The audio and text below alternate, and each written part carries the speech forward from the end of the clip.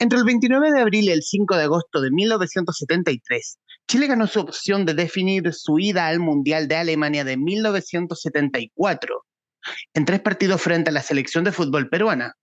En partido de ida y vuelta, Chile deberá jugar la repesca con un miembro de la UEFA, el país, la Unión de Repúblicas Socialistas Soviéticas, y de ese mítico partido del 26 de septiembre de 1973, que es el tema que hablaremos hoy en este capítulo del Traficantes de Cultura, a razón de, obviamente, El Partido de los Valientes, un libro clásico de la literatura deportiva, o de la literatura, al fin, de la literatura chilena, libro que hoy está en su tercera edición, ya disponible a través de 5 Haces, y con quien tenemos el gusto de poder conversar con el autor de esta investigación, Axel Piquet Lazo. Don Axel, muy bienvenido a su casa. Muchas gracias, Gracias por aceptar Humberto. esta conversación. No, gracias, siempre un gusto. Muchas gracias por convidarme y por abrir este espacio y para conversar de esta historia. Pues ya 50 años, el libro va por las mismas, el libro ya tiene 20 años. Tiene Bueno, 20 años. la edición que tenemos hoy, esta es la tercera con gráfica, con recursos gráficos, viene adornada esta edición de diciembre de 2022, y que tuvo una segunda edición en 2015 también por 5 Haces, y de la primera de 2013 editada por Aguilar, que es la que tiene 20 años. Hay que Sí, hablar de la idea. Hay un partido, he escuchado hablar tanto de este llamado partido fantasma, del cual no habían tantos datos, pero tú te metes en la aventura de hablar de quienes fueron a jugar esta repesca con la Unión Soviética 11 días después del golpe de Estado. ¿Cómo nace la aventura? ¿Cómo nace la idea de pormenorizar esta historia? ya, ¿cómo lo empecé a hacer? Un delirio nomás. Yo en ese tiempo era editor general, algo así, nacional, ponle. No quiero herir susceptibilidades de las últimas noticias. Parece que el cargo era editor nacional, ¿vale? Pero bueno, trabajaba ahí y yo tenía 6 años cuando se jugó este partido, sucede toda esta historia. Y siempre me quedaba dando vueltas nomás. Entonces, como también como colocolino, me daba vuelta la historia del Colo-Colo 73. Entonces de repente empecé a hablar con jugadores, muy sin ninguna metodología, conversaciones nomás, dos o tres, tampoco muchas, y me surgió la idea de escribir un artículo para las últimas noticias, para la sección de deportes sobre este partido. Hablé con el editor de deportes y le pedí que me guardara una página o dos páginas para esta fecha, varios meses antes, o sea, eso sí fue metódico. Me dijo, ya ningún problema, hablemos después, pero cuenta con las páginas. Cuando se fue acercando la fecha, eh, me lo fue a cobrar el editor y me dice, ya, ¿cómo va? ¿Cuántos caracteres tiene? Le pregunto, ¿cuántos caracteres necesito? ¿Y aquí te invento? ¿Ah? Él me dice, ponle 40.000. Y yo revisé mi apunte, ¿no? ¿Ah? De lo que ya había escrito, y ponle, si me pedía 40.000, yo tenía, no sé, 180.000. O sea, ya era algo que no se podía cortar, ¿cachai? ¿No? Ya no tenía sentido romper el relato, ¿sabes? Entonces, ya, pucha, no importa, no mucho, no, no me sirve, ya, no te preocupes, chao, chao. Y fui donde el editor, como yo era editor nacional, un cargo así muy bien ostentoso, importante, tenía estacionamiento dentro del diario, ¿ya? Entonces fui un editor de reportaje, compañero curso de la universidad, actual director de CIPER, Pedro Ramírez. Y le digo, Pedro, guarda unas páginas de tu reportaje que quiero escribir. Ya, me dice, qué buena historia, bla, bla. Empieza a acercar el plazo y me dice, ya, ¿cómo va? ¿Cómo va? Te guardé 4 páginas. ¿Cuántos caracteres? Le digo yo, no sé, 200.000. Y yo a esa altura ya tenía 400. Entonces, eran así de desproporcionadas las magnitudes. Entonces, al final, todo quedó en nada. Hasta que un día me llama Antonio Martínez, Liberty Balance, que escribía con José Irónico unas columnas en la revista El Sábado, destacado periodista, trabajaba con él en la revista Hoy, había sido su ayudante en la Universidad de Portales, cuando trabajábamos juntos en revista Hoy, y él era editor del Mercurio Aguilar. Y él me dice, supe que tenías un texto. Yo dije, sí, lo seguí trabajando, y me dijo, yo te lo publico como un libro. Eh, Esa fue la primera conversación en la que se mencionó la palabra libro. Y bueno, salió todo muy rápido. Yo, como buen escritor primerizo, adolescente, le puse la condición de que no le iba a aguantar ningún cambio, ninguna coma, salvo errores, por supuesto. Y, y por eso el libro salió así, sin capítulos, sin subtítulos siquiera, eh, sosteniéndose solo en el relato. Yo pensé que la gente eh, iba a entusiasmarse lo suficiente como para leerlo completo de una tirada y no necesitar capítulos para ir ahí haciendo una pausa. Así que así surgió esto y se publicó, como bien decías tú, el 2003, un lanzamiento en el restaurante El Parrón, que quedaba ahí en donde Miguel Claro desemboca a Providencia, Providencia, entre Miguel Claro y Manuel Montt. Un restaurante muy tradicional durante décadas de la bohemia santeguina. Ahí hicimos lanzamientos, tuvimos algunos jugadores, eh, y fue mi primer libro publicado. Yo nunca había pensado eh, escribir un libro. ¿Y cómo fue dar como el hilo? Es como, cómo empieza la investigación, cómo es, esto tiene que comenzar acá. Y la historia, y la historia de cómo comienza es súper interesante, y es súper interesante y es muy del hincha. Es porque el hecho del hincha incorregible de Unión Española, Francisco Fluxá, también presidente de la Asociación Central de Fútbol de la época de la antigua Claro. NFP, que comienza con una invitación que le hacen, oye, vamos a ver a Colo Colo con Botafogo, ya, sí, ya vamos, pero y yo, en el Monumental, no, en Brasil, estaban jugando la Libertadores. Y en el fondo, y ahí comienza esta historia, y comienza en parte la historia del libro, y esta proposición que le hace Fluxá a Luis Álamos, el director técnico de Colo-Colo, de tomar las riendas de la selección chilena, porque era un despelote. Y estaban a tres semanas de que la selección jugara con Perú. ¿Cómo diste cómo es dar con esa historia? ¿Cómo es dar con el Fluxá y que te cuente esa historia?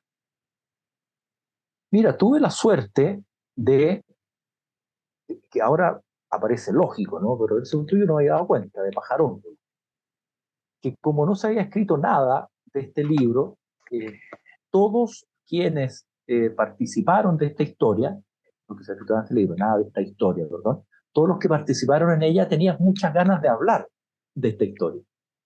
Así que, nada, tuve una muy buena acogida de casi todos los que participaron en esta expedición a Moscú. Y así se fue formando el relato. Yo escribía, entonces escribía distintos textos, entonces lo fui trabajando de forma manera rápida, decidí al tiro que tenía que ser cronológico y el punto partida quise poner a los personajes estos que son los dirigentes, uno de ellos que desaparece al tiro de escena, porque Francisco Yul, que es el otro dirigente de un español con el cual va Francisco Cruzá al Maracaná, no aparece más en el libro. Eh, Porque me pareció también una escena que daba cuenta un poco de, lo, de lo agitada que estaba la sociedad chilena en ese momento, ¿ya? O sea, estamos hablando también a pocos meses del golpe de Estado y habían dos empresarios que decidían irse ese día a la hora de almuerzo a Río Janeiro en un partido de fútbol, digamos. Y vámonos, ¿ya? El diálogo ahí es real. Yo le digo a Futsal, pero ¿cómo iban ojo, al Nacional? ¿Ah? No existía el Monumental todavía. Al Nacional. Ujú. Y me dice, no, no, ¿cómo que al Nacional? No íbamos a Río, a ver a Colo Colo en el Maracaná. Eh, Así que por eso partí con esta escena, me parecía como, o me sigue pareciendo, la verdad, una escena que muestra bien al Chile de ese momento. El libro, a quienes están escuchando, no es precisamente un libro de fútbol, digamos, o sea, eh, no fue concebido así. El fútbol es un buen pretexto para hablar de otras cosas. Y si bien lo que se narra es la historia de grupos de jugadores, cuerpos técnicos que tienen que ir a jugar a Moscú, que después vuelven a Chile, que la Unión Soviética no viene a jugar, en definitiva, el partido de revancha. Eh, a través de ellos lo que se busca es una reflexión sobre la memoria. ¿Ya? El libro se publicó en un contexto similar al que vivimos las semanas anteriores, cuando se cumplieron los 30 años de golpe de Estado contra el presidente, contra el gobierno popular y el presidente Salvador Allende. Y era un poco la misma, no sé, la misma programación de televisión que vimos esta semana, lleno de documentales, de conmemoraciones, de actos, etcétera, etcétera. En ese contexto se publicó este libro y por lo tanto una reflexión sobre la memoria también, o básicamente. Y, y en ese hilo es que se va construyendo una historia a través de un relato coral. Hay más de 30 tantas fuentes, aparte del señor Fuentes, que nos está entrevistando, ¿no? Pues uno más. Hablan los jugadores, los dirigentes, el cuerpo técnico, habla un guardalínea finlandés, habla un par de jugadores de esa selección soviética, en fin, habla mucha gente. Y este relato coral, ellos van construyendo van contando la anécdota tras anécdota de todo este viaje, de todas estas semanas y meses, pero van básicamente construyendo también una reflexión sobre cómo recordamos eh, la historia de nuestro país, con el trasfondo trágico, obviamente, del golpe de Estado. En la historia, o bueno, yo leí la segunda edición, por eso tenía calentito, y una segunda edición que no sé dónde está, por eso tengo esta, y la adquirí en una anterior feria, en una anterior feria del libro. Eh, ¿Cómo era el contexto futbolístico de la época? Porque se ve que la clasificación, no solamente la clasificación e ida a Moscú a jugar era difícil, sino que el proceso en sí era difícil. En la época no estaba la obligación de los clubes de fútbol o obligación FIFA de prestar a los jugadores para que jueguen con la escuadra de la selección chilena. Eh, Había una negociación entre los dirigentes de la asociación y los equipos locales respecto de ocupar o no su estrella. O sea, Elías Figueroa no jugó en la selección chilena por mucho tiempo precisamente por ese no permiso. Claro, bueno, el fútbol no era la industria que ahora, Ujú. era la industria multimillonaria que no sé, que de repente los dos mejores jugadores del mundo, Messi termina en un equipo de, de los últimos puestos de la clasificación en Estados Unidos y Cristiano Ronaldo se va a jugar a un club que es un nombre impronunciable en Arabia Saudita, digamos. O sea, no era la industria que ahora y por lo tanto tenía otros códigos, otros reglamentos. El, Hay un tema también importante que es quizás más importante en términos deportivos, que a los mundiales de fútbol llegaban 16 equipos.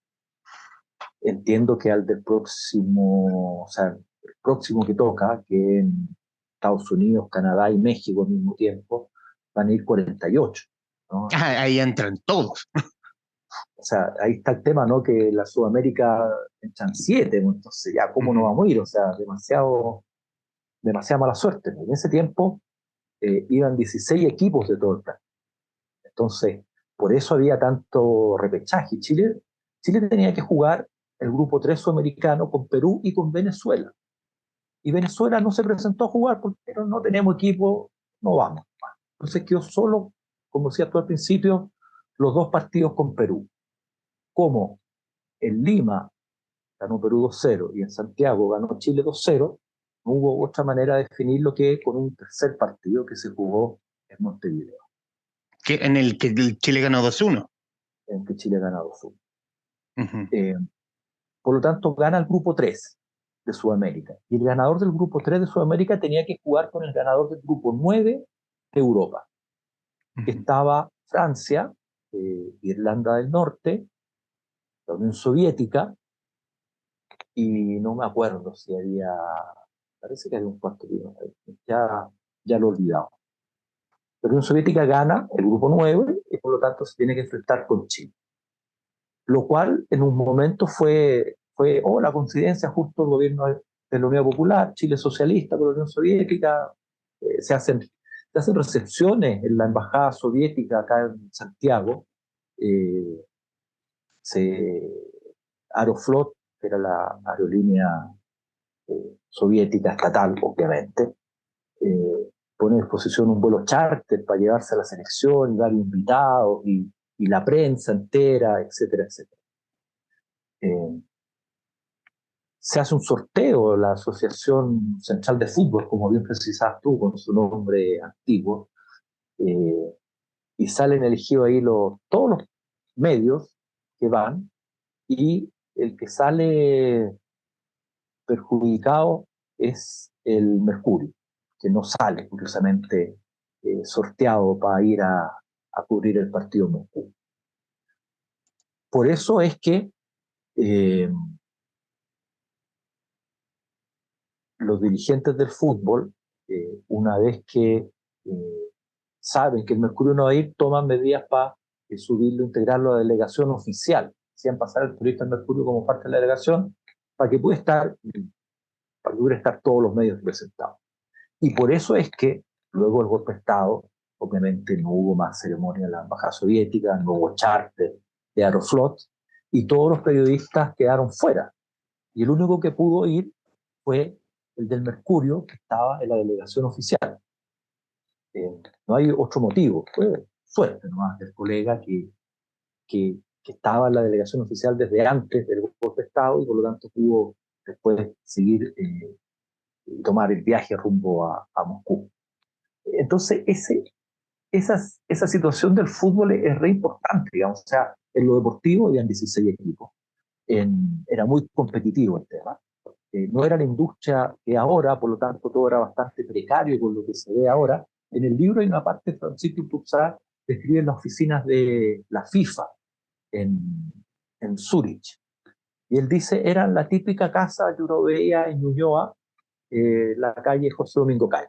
Una casa grande, 2 pisos, pero no un rascacielos con 20 pisos de oficina como tiene que ser ahora. ¿Ya? Eh, Todo se hacía por Telex. Era un mundo muy distinto, un fútbol muy distinto. Y era un fútbol muy distinto, sobre todo respecto de cómo los jugadores vivieron el golpe. Eh, También alguien que no sé si lo menciona Cristian Arcos o Nivaldo Merchati, respecto de que ellos eran como cualquier hijo de vecino. No, ellos no estaban, ellos tuvieron que de alguna forma ver el horror del golpe de Estado en sus propios pies, en sus propias calles, en sus propios barrios. Eh, y verlo de esa forma. Recuerdo la presentación del libro con Carlos Caselli en la Feria del Libro de Recoleta, donde él menciona el miedo que tuvo cuando lo fue a buscar el Zorro Álamos con alguien del ejército o la marina, que funcionaba en estricto rigor como un guardaespaldas respecto de qué pudiera pasar en la ida de la casa de Caselli al aeropuerto o al aeropuerto o al aeródromo de Cerrillos, creo. Aeropuerto Sotello, ese que puedo. Claro. Tú eres muy joven, ¿no? Ujú, El aeropuerto internacional era Cerrillo, ya. ujú. Durante muchos años. Para el 73, yo diría que Pudahuel ya estaba funcionando, quizá no es lo que ahora era la 20ª parte de lo que ahora, eh, pero, pero estaba cerrado y el vuelo partió de Cerrillo. Ya estaba funcionando Pudahuel, tengo clarísimo. Me tocó salir al exilio, yo tenía 6 años, 7 años, y me acuerdo sí que nosotros salimos de Pudahuel ya. Pero claro, era un mundo aquí en Santiago. El vuelo original, la delegación viajaba el 11 de septiembre, viajaba el 11 de septiembre a las 3 de la tarde. Para iniciar una gira, pasaban por, bueno, que después les sirvió igual, ¿no? Jugaron en México, jugaron en Suiza, después se fueron para Moscú. Y varios jugadores alcanzan a llegar a Juan Pinto Durán. Y ahí ven, porque Macul en esa zona es como la cima de una pequeña colina, y no había mucho edificio en Santiago, al menos por en esa línea recta, ¿no? Que sería Macul, Vicuña Maquena, Avenida Mata, La Moneda. Ahí no había edificio. Por lo tanto, ven el humo y el bombardeo La Moneda, y ahí ya los dirigentes dicen a los futbolistas: cabros, váyanse, ¿ya?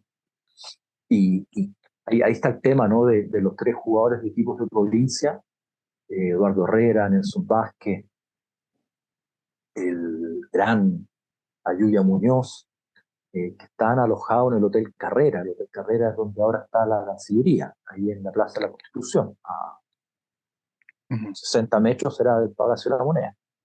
Y Claro. ellos salen de ahí.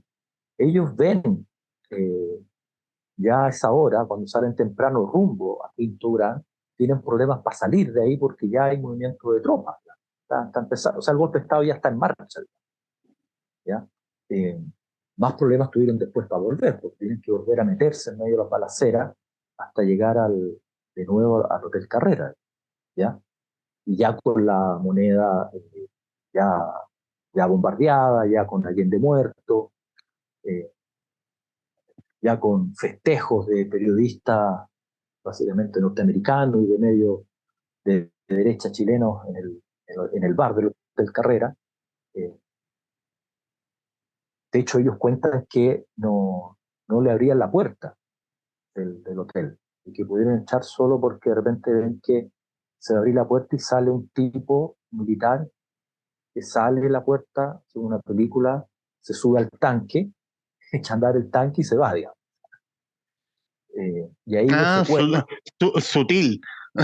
Sí, nunca supieron, nosotros nos reíamos cuando preguntaron, no sabían si el tipo se había bajado al baño, o si el tipo había bajado a tomarse un copete, o qué, digamos, pero, o a llevar algún recado, a alguien ahí de la CIA que estuviera eh, supervisando las operaciones, digamos. Pero ahí es que ellos logran echar de vuelta al Hotel Carrera, pero cuentan en el libro, ¿no? La historia de las balaceras por poder llegar a él. Perdón, yo me equivoqué. Solo estaban Eduardo Herrera y Nelson Vázquez ahí. El tercer jugador de provincia, Guillermo Muñoz, no estaba en el carrera. Y el chamaco Valdés, quien se lo lleva de vuelta desde Macul, se lo lleva a almorzar a su casa en Conchalí y de vuelta, porque no pueden bajarse porque hay demasiada balacera en el centro de Santiago. Y después de almuerzo, como a las 4 de la tarde, los lleva y los deja en Mapocho. Y de ahí ellos se van caminando de Mapocho hacia La Moneda, también recibiendo fuegos de francotiradores. Le habían pasado en Juan Pinto Durán una maleta que algunos todavía la conservan, blanca con letras negras que dice Selección Chilena. Y entonces ellos llevaban la maleta sobre sus cabezas para que no les dispararan. Obviamente la gente que estaba disparando ahí de lado y lado no se iban a detener a leer con las letras de una maleta, ¿no? Estaban en esos menesteres. Siento como cierta locura, porque está esa locura de, ya, iban a abordar el avión rumbo a Moscú el 11 de septiembre, ese plan se pospone por el golpe, pero sin embargo viajan igual. El régimen opta por: aquí no ha pasado nada, seguir las relaciones en el fondo. Es como, estos muchachos tienen que cumplir, son nuestras estrellas, vamos que vayan a Moscú. Claro, ese fue el discurso de los dirigentes del fútbol hacia la Junta Militar y que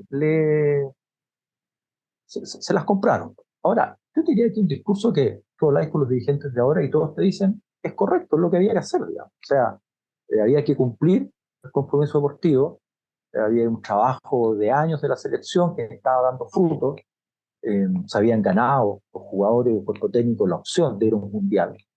Y por lo tanto no correspondía mezclar, típicas frases, el fútbol con la política, y había que ir, aunque nosotros ahora fuésemos un gobierno o un país gobernado por dictadores, tiranos, cobardes y asesinos, ir a meterse a Moscú.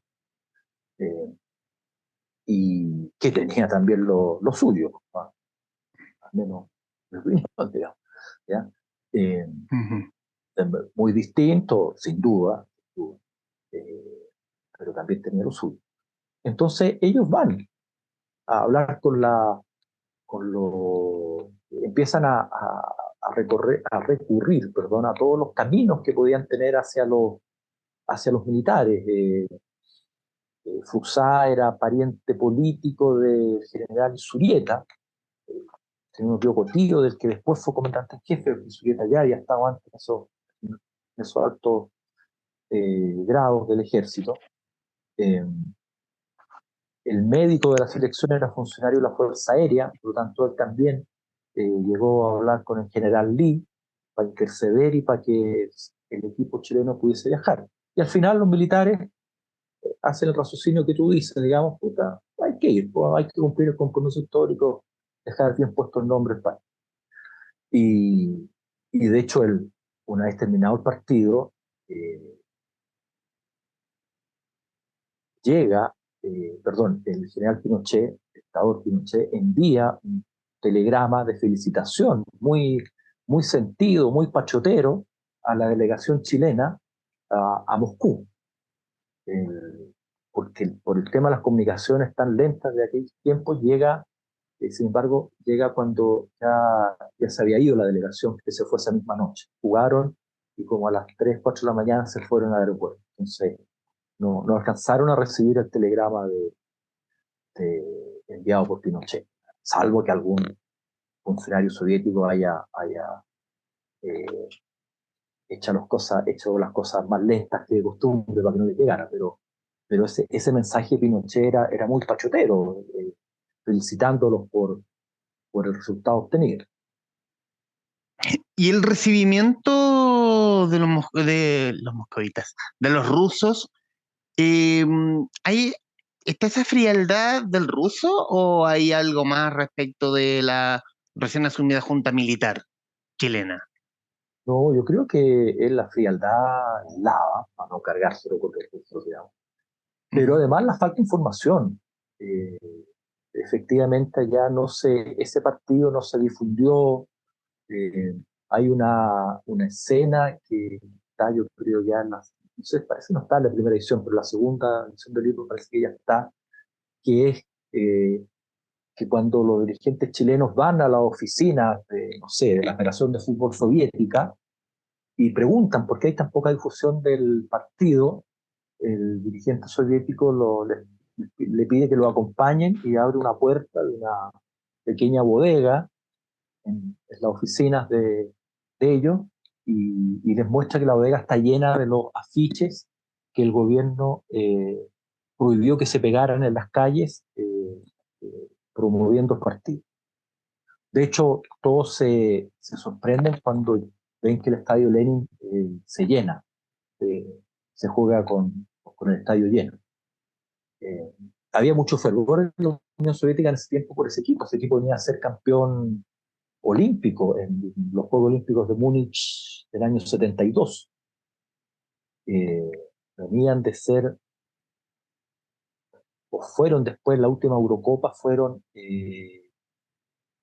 también, no sé si campeones o finalistas. O sea, era una generación soviética de mucho talento, por lo tanto de mucho fervor, pero no se, no se publicitó mayormente el partido, no se transmitió por televisión, de ahí que no está grabado y de ahí lo que tú decías al principio de esta historia de partido fantasma, ¿ya?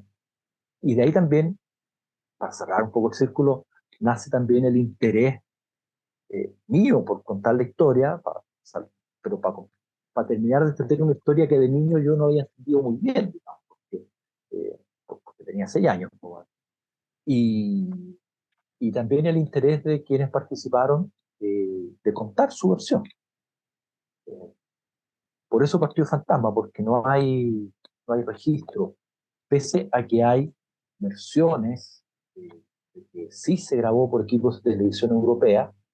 Hay, hay periodistas chilenos y comunicadores chilenos que se han obsesionado por encontrarlo y han viajado y han removido archivos y todo, pues, y nadie ha podido pillar la imagen si es que alguna vez se grabaron. Cuando yo escribí el libro también me encontraba con mucha gente con muchos mitos. Querido amigo, me decían, no hay fotografías del partido, no hay ni una fotografía. Y tú veías el diario El Mercurio del día siguiente al partido y en la primera plana había una fotografía del partido, o sea, mitos así bastante absurdos. Me acuerdo que había un mito que a mí me lo contó un periodista reputado que ha escrito libros de fútbol también, que me decía que Chile por cábala había jugado con las mismas camisetas que había usado en el Mundial del 62 en Arica contra la Unión Soviética. Y algo que parecía bastante absurdo, 11 años una camiseta en eso, o sea, no sé si ahora duran eso, pero en ese tiempo que las camisetas no eran de marca, no tenían marcas, eran compradas por aquel lado, para el 62 me refiero, eh, difícilmente iban a subir 11 años. Yo igual le pregunté a algunos dirigentes de fútbol y claro, me miraron con lástima y dijeron, este periodista quizás que iba a terminar escribiendo, digamos, si es que se creyó esa burrada, pero Claro, hubo mucho. pero uno piensa que es cábala o precariedad, una de dos. Claro. Sí, pero la tela de aquellos años no permitía que aguantara un juego de camisetas completo durante 11 años, digamos, sin uso. O sea, era absurdo, pero está lleno de mitos de historias. Por eso también yo decía al principio que en el fondo el libro es una reflexión sobre la memoria, ¿no? Porque si bien es un tema que está vinculado estrechamente a ese cruel septiembre del año 73 y los meses siguientes, eh, es un tema sobre el cual eh, no hay motivos para mentir, ¿no? Eh, no es como el golpe, no hay gente que diga, yo nunca pensé que esto iba a terminar en una masacre como la ocurrida, o yo nunca me enteré que esto pasaba, y bueno, yo tenía 6 años, pero me acuerdo, bueno, los aviones y los balazos, bueno, y los tanques y los cadáveres en las calles, digamos. Y era un niño de 6 años, digamos. Ujú. En el fútbol no hay nada, ningún motivo que uno tenga a priori para que los jugadores vayan a mentir después de 30 años, cuando se hizo la primera edición. Sin embargo, tú recordarás que hay una historia que muchos eh, se ríen, digamos, que es la historia de la escena fantasma, digamos, después del partido con la delegación soviética, donde todos, periodistas, eh, entrenadores, dirigentes, todos los miembros del plantel se lamentan de que no llegaron los jugadores soviéticos a la cena oficial después del partido y que lo dejaron solo, ¿ya? Y hay un jugador, Guillermo La Villa Muñoz, de San Felipe, ídolo en Santiago Wander, que él cuenta una historia completamente distinta y él dice que sí llegaron los soviéticos a la mesa y que él se acuerda clarito que tenía sentado un ruso a un lado, sentado un ruso al otro lado, que habían servido una bebidas de cerveza de litro que nunca había visto hasta ese momento y que habían una ensalada de pimentón. Y que él miraba para un lado, miraba para el otro y no podía conversar porque no sabía ruso y los rusos no sabían español, así que estaba callado todo el rato. Y cuando yo le digo, pero Guillermo, hay 25 personas que dicen que no llegaron los soviéticos, que comieron solo, él dice, es que yo era el menor de ese equipo, entonces soy el que tengo mejor memoria, por eso los otros no se acuerdan. Y claro, ahí no hay juego, ahí no hay mentira, ¿no? Todo indica que no llegaron los soviéticos, porque si hay 25 personas que te dicen eso, uno tiende a creerle más a 25 que a uno. Pero ese uno no está mintiendo, ese uno está entregando su versión sincera de lo sucedido. Entonces tú también ya debes quedarte, bueno, si eso pasa en algo tan trivial, si lo queréis, con tan poca importancia para la sociedad y para el destino de un país, eh, bueno, así se construye la historia. Y, y es Nivaldo, que tú mencionaste, Nivaldo Moschati, que lo capta muy bien en el prólogo de la primera edición, donde hace una reflexión sobre aquello, digamos, que era lo que yo creo que es el motivo central de aquí. En las ediciones se han ido reproduciendo los prólogos de las ediciones anteriores, así que no es necesario tener la primera para leer ese buen texto de Nivaldo. En la primera Y edición en, prologó Nivaldo, la segunda Arco y la tercera Pancho. y en la historia, en la historia también se toca también la efervescencia política de la época, de la que obviamente, de la cual no era ajena la selección.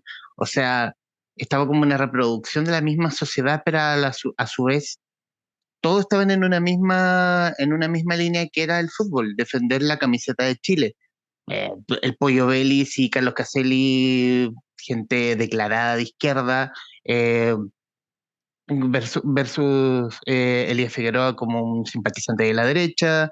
También había como esa cosa de los egos con Quintano y Figueroa, que se toleraban pero más no se tragaban. Pero había esa afinidad que aquí estamos por algo, por algo concreto. Estaban esas diferencias, pero ahí había algo mucho más allá. Y también el mismo Mochetti lo toca respecto de una generación de selección chilena más ilustrada, no quizás la mejor futbolísticamente hablando, pero sí la más ilustrada de saber interpretar los tiempos en los que vivía. Sí, yo creo que claramente, a ver, por contarte de alguna manera, después de esa generación no ha habido ninguna otra tan ilustrada, Ujú. claramente. Hay una frase de Cristian Arco en un evento en el cual coincidimos que es muy buena, que tú cuando hablas con los jugadores de esa selección, no solo con Caselli y Pollo Vélez que terminaron su estudio en la universidad, digamos, pero habláis con, no sé, con Leo Herrera, que era hijo de un minero, bueno, y que en una mina en Tierra Amarilla, al interior de Copiapó, y que dejó los estudios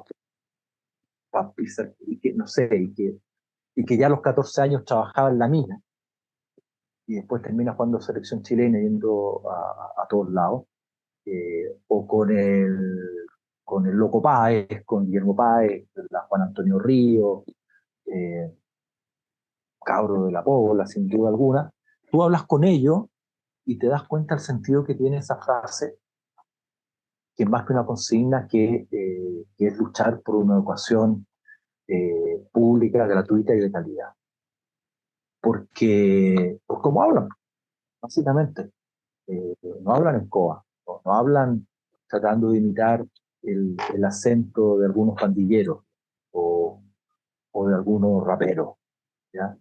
El vocabulario que manejan, la claridad que tienen para exponer su idea, que no son más ni menos que nadie, sino son futbolistas, a lo que voy. Ninguno es doctorado en, no sé, lingüística será, yo también me pierdo ahí, eh, pero converso con ellos de tú a tú, digamos, o sea, no en ningún momento hay alguna diferencia. Ahí te das cuenta que lo que tú sí que es tan cierto, una generación, como te digo, no sabemos si más ilustrada que las anteriores, pero claramente después de esa generación, pues la última generación de futbolistas formados en democracia, no hay ninguna que haya sido tan ilustrada como ellos, ¿no? Entendiendo que ellos además tenían las diferencias que mencionaste y que eran bastante dramáticas. O sea, Caselli y el Pollo Vélez eran de izquierda, sí, pero el Pollo Vélez tenía un tío que ya estaba preso en el Estadio Nacional. Caselli tenía por su familia y viajó con esa preocupación. De hecho, después su madre estuvo secuestrada por los aparatos represivos y torturada. Eh, Carlos todavía no tiene claro en qué recintos estuvo su madre, y es un dolor, una pena profunda que llega. Eh, Poder reconstruir esa historia para cerrar heridas, digamos, ¿no? Pero, pero a su madre la torturaron algunos por recintos que todos conocemos sus nombres, ¿no? Elías, claro, Elías veía las cosas con contradicciones propias como los tenían la gran mayoría de los chilenos también, seamos sinceros. Elías ya vivía en una dictadura militar. Elías vivía en Brasil y era ídolo en Brasil y era un jugador mejor pagado de Brasil. El golpe de Estado en Brasil ya hizo el año 64, si no me equivoco, contra Joao Goulart.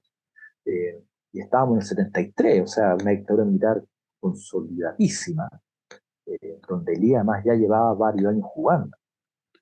Y, y su familia era socialista, padre, hermano, entiendo, militante socialista. Elías contaba que, eh, como siempre fue más alto que el promedio y con buena pinta, al cabro con buenas fachas, lo llevaban a bailar cueca, su papá socialista, y en las campañas de Allende. Y Elías cuenta que participó de muchos actos de Salvador Allende en sus campañas presidenciales. Él como un niño típico ballet folclórico de niños que los políticos llevan, que los políticos de cualquier partido llevan a sus actos 18. Entonces, Elías, claro, era derecha, vivía bien en una dictadura militar, pero también tenía su familia que eran, el papá era dirigente socialista, no era un militante así de base, tenía su historia dentro del socialismo. Por lo tanto, también tenía cierta preocupación. Y además habían estas rencillas personales que tú decías, pero ojo, no eran entre Quintano y Figueroa, que no se conocían. Ellos se conocieron en Moscú. Eh, era, era Chamaco Valdés con Carlos Reynoso. Ellos eran los que tenían Cierto, esta disputa ahí.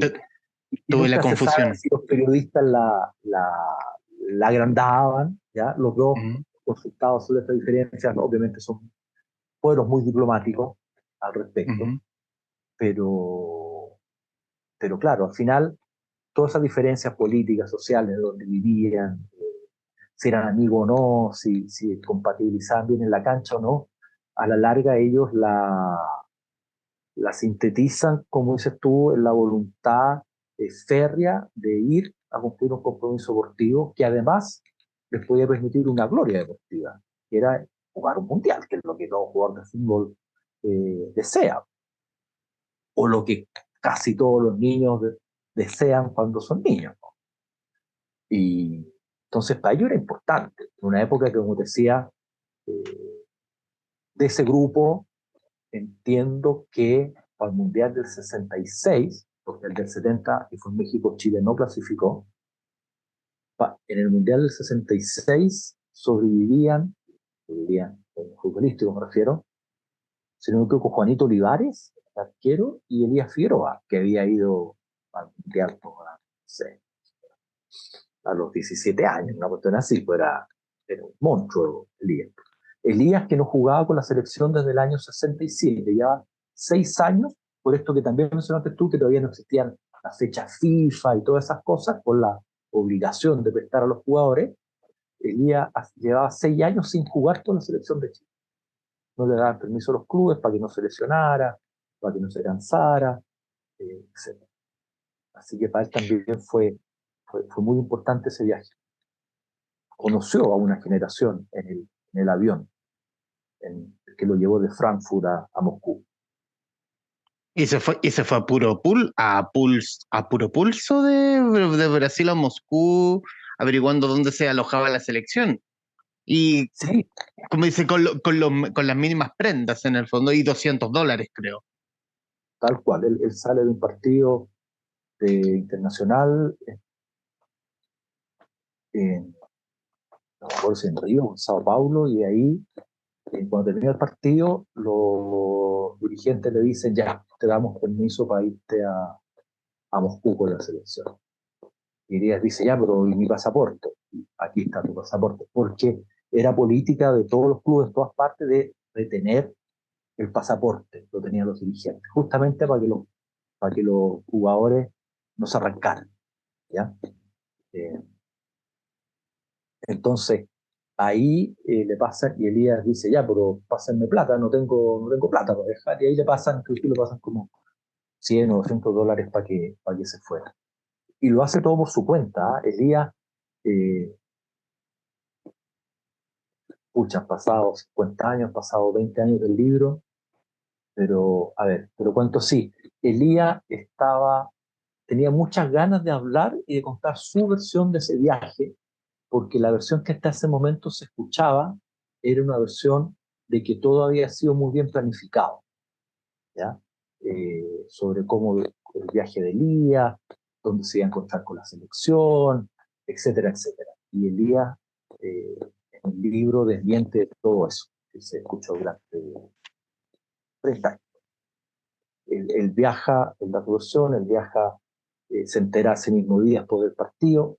Él incluso, recordemos que no había WhatsApp, porque no había celulares, era difícil las conexiones telefónicas. Él, en una entrevista radial, al aire, en el mismo estadio, le, le pide a alguien que si alguien ve a su señora en Porto Alegre, le dice por favor que él se va a Moscú y que vuelve en 10 días más. No tuvo cómo comunicarse con su señora. Vuelvo en 20 días, voy a jugar a Moscú y vuelvo. Claro. Y Elías cuenta que le dan un pasaje a París, ¿ya? Ujú. Y, y que en el aeropuerto de París se gasta la mitad de los dólares que tenía para comprarse un chaleco, o sea, que llegó con una polera, no sé, de los 40 grados de Río de Janeiro, llegó al, al otoño parisino y dice, vale, muerto frío, se compró un chaleco y ahí él, no hay nadie esperándolo, ningún dirigente, nadie, va al mesón de Lanchile, fin de semana más, así que no había nadie, muy poca gente, y en el mesón de Lanchile se consigue un ejemplar del Mercurio de algunos días anteriores, se entera que la selección ya había jugado en México y que estaba por llegar esos días a Europa. Le pregunta a los empleados de Lanchile, ¿dónde nos puede pillar? Que ellos van a viajar a Moscú. Entonces los empleados en Chile le dicen, mira, salen por Copenhague o por Frankfurt, los vuelos a Moscú. Esas son las rutas autorizadas para cruzar la cortina de hierro.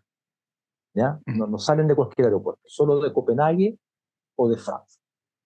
Si la selección que tenía un partido en Suiza, los tipos le dicen, si jugaron en Suiza, lo más probable es que salgan de Frankfurt. Entonces el tipo dice, ya, denme un pasaje o metan, no sé cómo pagó, ¿eh? Siempre he tenido esa duda. Eh, bueno, lo meten en un avión a Frankfurt y él eh, pide que si le pueden avisar a alguien en Frankfurt que, que él va para allá y que está tratando de ubicar a la selección, que uno de estos días viaja a Moscú. Y él dice que llega a Frankfurt y que afortunadamente está la hija del cónsul chileno en Frankfurt, que lo va a buscar. Y se lo lleva a la casa con el cónsul y ahí el cónsul, la hija ratifica esta historia en el libro, ¿eh? Está la hija del cónsul hablando. Eh, Melconian, el apellido. Y lo lleva a la casa y ahí Enrique Melconian, el cónsul chileno en Frankfurt, le dice, sí, mañana llega la selección desde Suiza. ¿Ya? Y ahí Figueroa ya por primera vez desde el partido que había jugado en Brasil, como que respira y dice, ya, ya estamos, ya los voy a pillar. Y al otro día el cónsul lo lleva al aeropuerto y ahí llega también el vuelo donde viene el resto de la selección y ahí le presentan a los jugadores de la selección. Ni siquiera los conocía, la gran mayoría no los conocía porque él había salido de Chile muy joven, a los 17 años, y, y la mayoría de ese plantel eran muy jóvenes, tenían básicamente su edad, pero no, él no había jugado, con la mayoría no había jugado. Con Quintano se conocen ni siquiera ahí, porque Quintano llega en otro vuelo con el dirigente Pedro Fornazari, llegan a Moscú directamente. Entonces Elías conoce a Quintano en el aeropuerto de Moscú. Otro Axel, tiempo. obvio, y en los minutos que nos quedan, ¿cómo pone la historia este partido? ¿Un heroico 0-0? En parte por el esfuerzo de los chicos, y en parte por el referee brasileño que conocía a Elías Figueroa, una cosa por otra. Pero ¿cómo se ubica la historia de este partido? Porque hay cierta heroicidad, acabo de inventar una palabra, respecto del viaje en el contexto político de la época, versus el partido de vuelta que ese gol es una vergüenza, del cómo se paró la parafernalia, a pesar de que Unión Soviética no quiso jugar el partido de vuelta y que Chile clasificó por walkover. ¿Cómo queda la historia? ¿Cómo deja la historia este partido de los valientes? Mira, primero, hartas cosas que contestaste ahí en pocos minutos. Primero, el libro se llama El Partido de los Valientes y se lo robamos a los jugadores, porque ellos, yo creo que fue el chamaco que dice la frase exacta, pero ellos sienten, y yo creo que con toda la razón del mundo, que lo suyo también fue un acto de valentía. Eh, ellos, muchos viajaron. Nelson Vázquez viajó con su padre detenido desaparecido. Su padre era dirigente sindical en Valparaíso, había sido detenido por la Armada y no se sabía nada de él. Y le negaban que estuviera preso. Días antes de viajar, recién un oficial lo hace hablar a la gente del fútbol y le dicen, sí, no te preocupes, tu padre está detenido, pero tu padre cuando tú vuelvas a Chile del viaje ya va a estar en tu casa y no le va a pasar nada. Tu padre efectivamente es detenido, había sido embarcado en la motonave Lebu, todos sabemos fue seguida gentilmente por la compañía sudamericana de vapores para torturar a chilenos, asesinar. Había llegado a Pisagua, yo esto me enteré recién, después de 30 años, 20 años publicado el libro, hace un par de semanas, eh, a través de un hermano, la versión de un hermano, Nelson Vázquez. El papá llegó a Pisagua, llegó al campo de concentración de Pisagua y cuando llegó allá lo mandaron de vuelta a Valparaíso por ser padre de este seleccionado nacional de fútbol. Pesó más que su trabajo como dirigente sindical.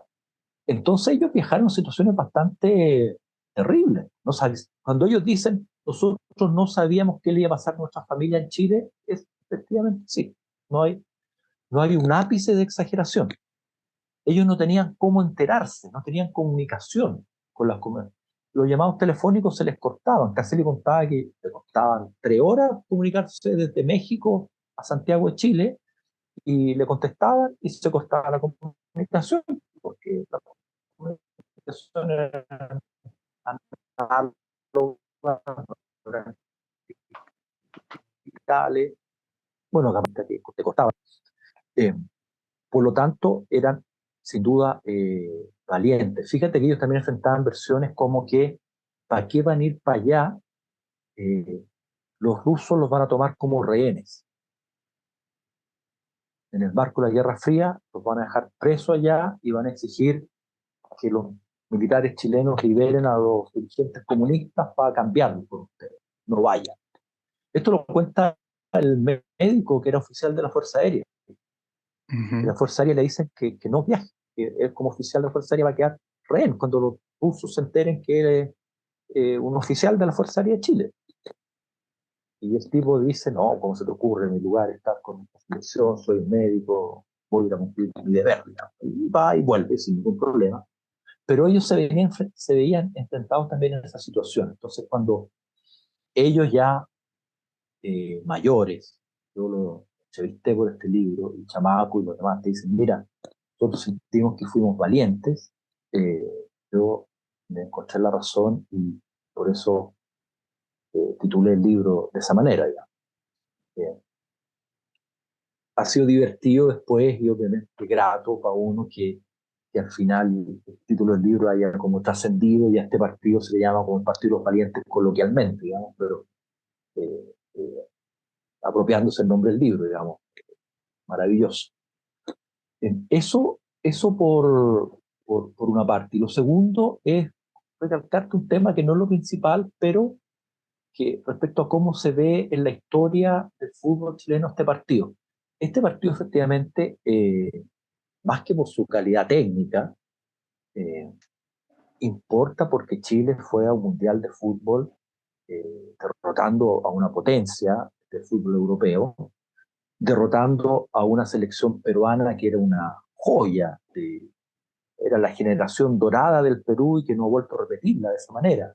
Una selección que participó del Mundial del 70, haciendo una gran campaña, eh, que no pudieron ir a Alemania por ese partido en Montevideo que tú dices que Chile ganó 2-1, que después fueron al Mundial de Argentina el año 78 y que después fueron al Mundial de Italia el año 82. O sea, una generación que fue a 3 de 4 mundiales, digamos.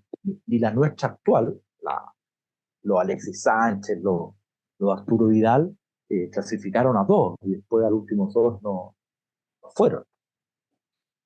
Ahora hay que ver si van, ojalá, ¿no? Que vayan a su tercer mundial. Pero esa generación peruana era una delicia. En tiempos que en Europa no, casi no se permitía jugar extranjero, no sé, Sotil jugaba en el Barcelona cuando jugó esa eliminatoria. Teófilo Cubillas era un jugador de fama mundial, Pitaz, en fin, equipazo. Entonces se ganó a Perú y después se ganó la Unión Soviética, aunque se haya empatado ya y después dejó la revancha. Entonces, deportivamente es un hito muy importante que de alguna manera, y puede sonar lógico, al ser parte de septiembre del 73, esa parte se disminuye un poco, pero realmente es un hito deportivo súper importante en el fútbol nacional. En los minutos que nos quedan, Axel, quiero darte las gracias por tu tiempo. Eh, Sé que estás como sobrevendido en muchos lugares entre la editorial y otras labores, pero te agradezco que esta ventana que le diste al Traficantes de Cultura. Recomendarles para quienes nos verán o escucharán, es una delicia este libro, esta crónica, historia, entrevista. eh, encántate con la historia, una historia que es de fútbol, pero a la vez no lo es. Tú lo mencionaste, es un libro de memoria que tiene como el atractivo de que se jugó en un tiempo difícil y que tiene como atractivo también el fútbol propiamente tal. Y de una selección de una selección que es recordada y que algunos de estos héroes, de estos valientes, como decía Chamaco, persisten aún en vida para contar esta historia y para que esta historia no quede olvidada. Y quiero cerrar esta conversación con algo que escribí hace mucho tiempo, cuando tuve en mis manos la segunda edición de este Ya, libro y del cual es la opinión que yo tengo. Y cito, una crónica sin una adornada y falsa épica. Piquet pone la pelota al piso y restituye el toque humano a una selección que jugó con la carga del horror que vivían. Una selección que no miró para el lado negando lo evidente, que jugó con el miedo de su familia y amigos presos políticos. Es un pedazo de nuestra historia, la de un país resquebrajado, la de un país en crisis, que encontró en el fútbol esa alegría sana, esa esperanza perdida.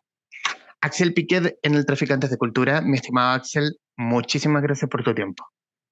querido amigo, un abrazo grande, saludos a todos. Si alguno de ustedes tiene contacto con alguno de estos futbolistas que todavía están por ahí, quiéranlos, escúchenlos, son una parte importante de nuestra